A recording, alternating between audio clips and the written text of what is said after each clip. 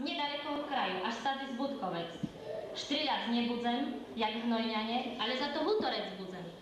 Za to fajne naštelujúce ucha a naširoko otvírajúce ústa, bo u nevelikoj zajtke zo sobu nešem všelijaké rečňovania, príhodky a i vešelú dzeku po celý čas, co tu budzece muše zo mnu precerpeť. A takoj začnem vešelo, bo u nás navalali, jak pamätáce, vše bolo vešelo. Či na Kristinoch, či na vešeliu. A keď ide jaký žaj panoval na šercu, tyž ho vyšpívali u špive i tancu. A keď spárobci hudákoch pojednali, ta všelijaké čardaše vypíkali, a co vejcej polky valčiky, keď mali dosť tej čardašovej muziky. A o polnoci všetky še zbešnívali, k muzikantom še mali a sebe rozkazovali. A našli še i také dzivky a nevesty, co ty še zbešnívali, tak k hudákom prišli a sebe rozkazali. Taj keď ja tu tak ku vám prišla, ty sebe rozkážem. Vy premili chlapci z čarnej bagarii, takí ste prekrásni, jak vec z rozmarí. Len na tým še čudujú, že co sebe domáce, že ku tomu hraňoj še tak ponúkať zdace. Bo ja keby znal hrať, hral by mi jednostajne, na cenko, na hrubo, vešelo i fajne. Len ozdaľ vám smykom gagory suchy, ta treba ich pomastiť. Ty perši primáš, co na cenko hraješ. A keď si še napil, kus chleba ukraješ a dáš ikom trošoj, naj um pocáhne a takú lásku i brugož obšáhne. Bo ja by tak tancovala, tak mečiš mi peču, dobre nezabeču. Ta za to i ty mne tu tak hraj. Ej, čarnejší jak cigán, a kde je ten muzikant, co mi mal hrať? Ej, čarnejší jak cigán. To cimbališka. Ta jeho nic, za to ty mi muzikant hraj. No tam, keď zaplatíš, ujde. Zaplácim, nič še nebuj.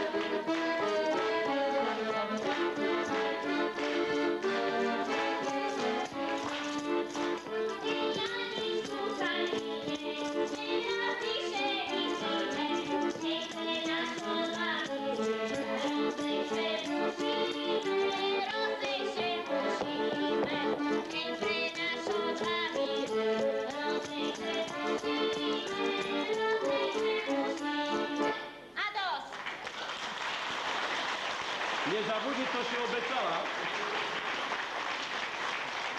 A keď už tak tu zašpívali, zatancovali, tá všelijaké pripovídky, jak mi utrela sebe pohutoreli. A jeden začína, či ste čuli, jaká o Zemplínčanoch novina.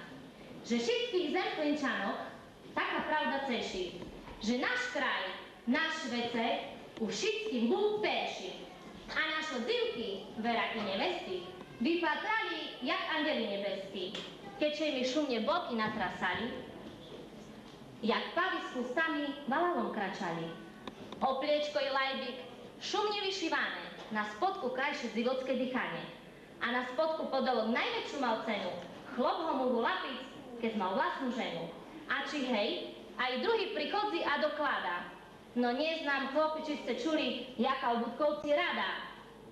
Že jak starý bakaľár išiel z Jurmarku, tá za štranžok cahal jednu krávku.